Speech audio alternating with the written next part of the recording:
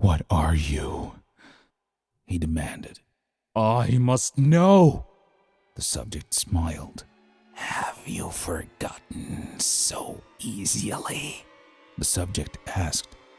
Are you?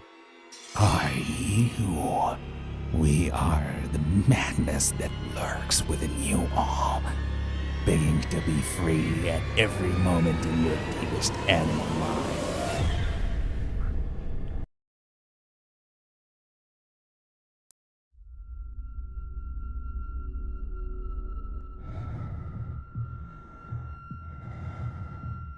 Russian researchers in the late 1940s kept 5 people awake for 15 days using an experimental gas-based stimulant.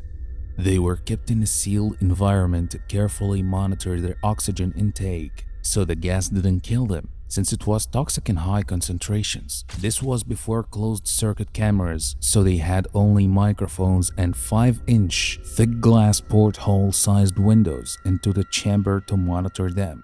The chamber was stocked with books, cots to sleep on but no bedding, running water and toilet, and enough dried food to last all 5 for over a month. The test subjects were political prisoners deemed enemies of the state during World War II. Everything was fine for the first 5 days. The subjects hardly complained, having been promised falsely that they would be freed if they submitted to the test and did not sleep for 30 days. Then conversations and activities were monitored, and it was noted that they continued to talk about increasingly traumatic incidents in their past, and the general tone of their conversations took on a darker aspect after the 4-day mark. After 5 days, they started to complain about the circumstances and events that led to where they were, and started to demonstrate severe paranoia. They stopped talking to each other and began alternately whispering to the microphones and one-way mirrored portholes. Oddly, they all seemed to think they could win the trust of the experimenters by turning over their comrades, the other subjects in captivity, with them. At first, the researchers suspected this was an effect of the gas itself. After 9 days, the first of them started screaming. He ran the length of the chamber, repeatedly yelling at the top of his lungs for 3 hours straight. He continued attempting to scream but was only able to produce occasional squeaks. The researchers postulated that he had physically torn his vocal cords. The most surprising thing about this behavior is how the other captives reacted to it, or rather, didn't react to it. They continued whispering to the microphones until the second of the captives started to scream. The 2 non-screaming captives took the books apart, smeared page after page with their own faces, and pasted them calmly over the glass portholes. The screaming promptly stopped, so did the whispering to the microphones. After 3 more days passed, the researchers checked the microphones hourly to make sure they were working, since they thought it is impossible that no sound could be coming with 5 people inside. The oxygen consumption in the chamber indicated that all 5 must still be alive. In fact, it was the amount of the oxygen 5 people would consume at a very heavy level of strenuous exercise. On the morning of the 40th day, the researchers did something they said they wouldn't do to get a reaction from the captives. They used the intercom inside the chamber, hoping to provoke any response from the captives they were afraid were either dead or vegetables. They announced, "We're opening the chamber to test microphones. Step away from the door and lie flat on the floor or you will be shot. Compliance will earn one of you your immediate freedom." To their surprise, they heard a single phrase in a calm voice response, "We no longer want to be freed." Debate broke out among the researchers and the military forces funding the research. Unable to provoke any more response using the intercom, it was finally decided to open the chamber at midnight on the 15th day. The chamber was flushed of the stimulant gas and filled with fresh air, and immediately, voices from the microphones began to object. 3 different voices began begging, as if pleading for the life of loved ones, to turn the gas back on. The chamber was opened and soldiers sent to retrieve the test subjects. They began to scream louder than ever, and so did the soldiers when they saw what was inside. 4 of the 5 subjects were still alive, although no one could rightly call the state that any of them in life.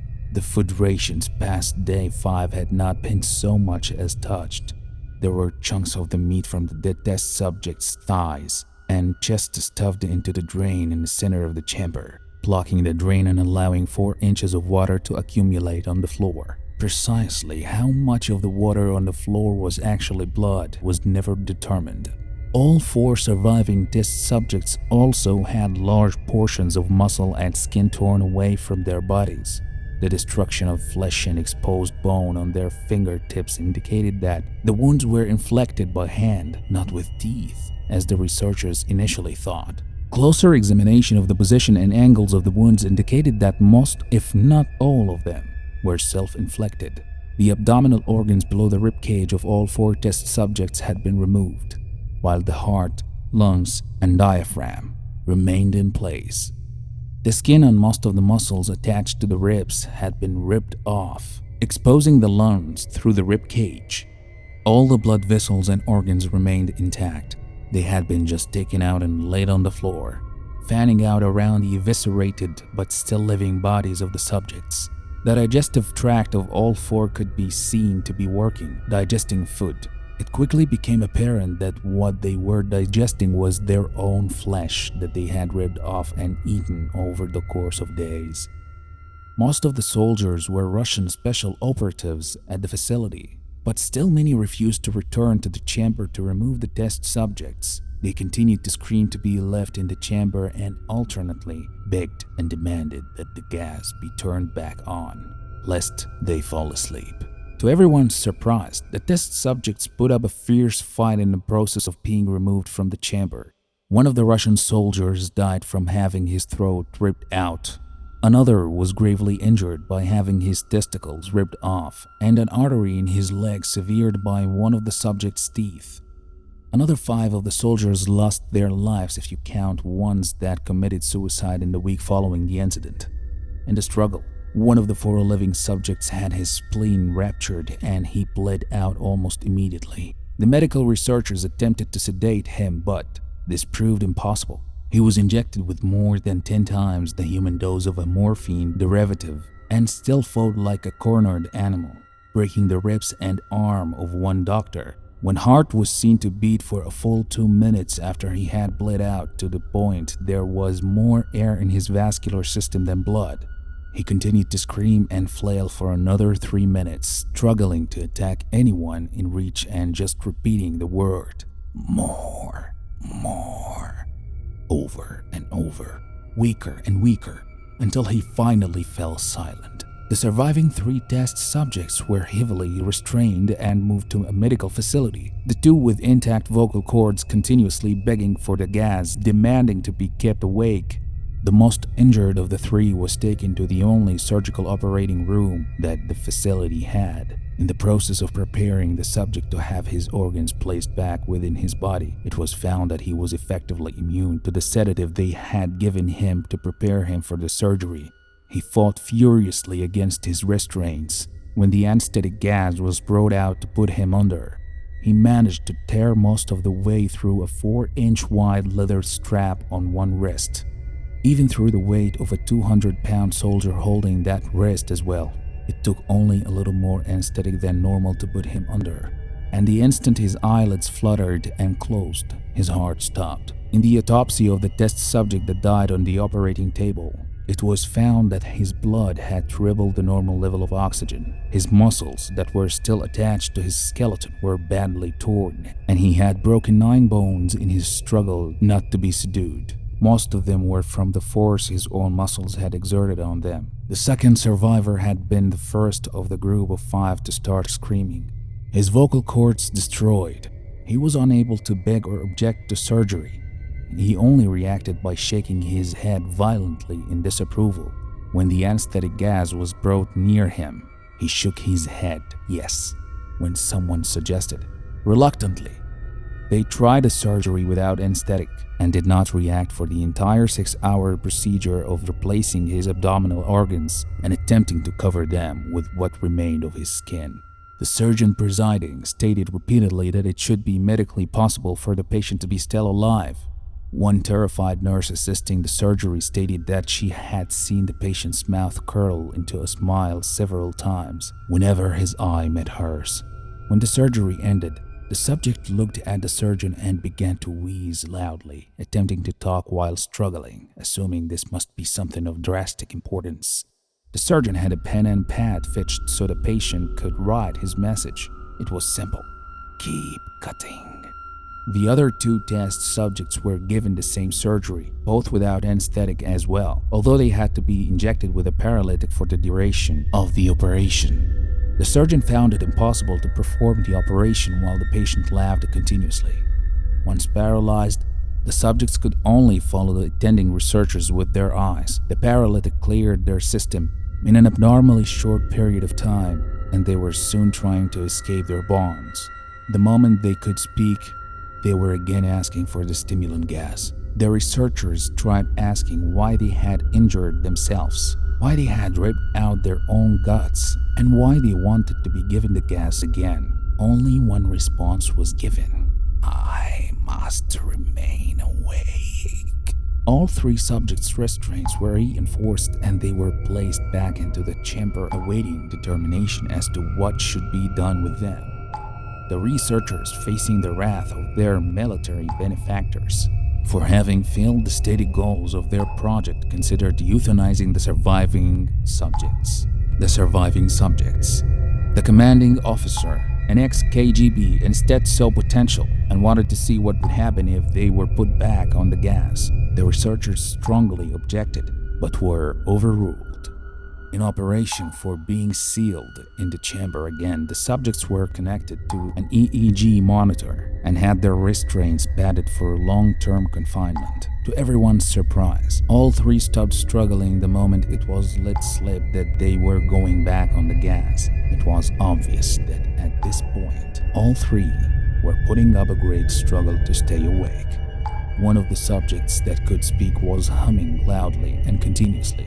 The mute subject was straining his legs against the leather bonds with all his might. First left, then right, then left again for something to focus on. The remaining subject was holding his head off his bellow and blinking rapidly.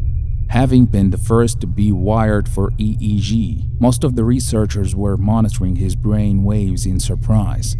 They were normal most of the time, but sometimes flat-lined inexplicably. It looked as if he were repeatedly suffering brain death before returning to normal.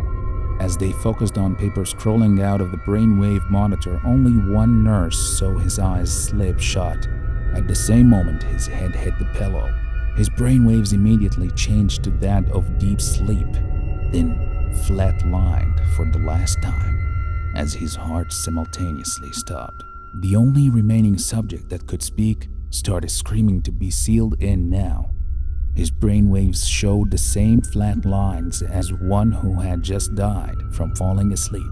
The commander gave the order to seal the chamber with both subjects inside, as well as 3 researchers. One of the named 3 immediately drew his gun and shot the commander point blank between the eyes, then turned the gun on the mute subject and blew his brains out as well. He pointed his gun at the remaining subject, still restrained to a bed as the remaining members of the medical and research team fled the room. I won't be locked in here with these things, not with you, he screamed at the man strapped to the table. What are you? He demanded. I must know. The subject smiled. Have you forgotten so easily? The subject asked. We are you. We are the madness that lurks within you all, begging to be free at every moment in your deepest animal mind. We are what you hide from in your beds every night. We are what you sedate into silence and paralysis when you go to the nocturnal heaven where we cannot tread. The researcher paused, then aimed at the subject's heart and fired. The EEG flatlined as the subject weakly choked out.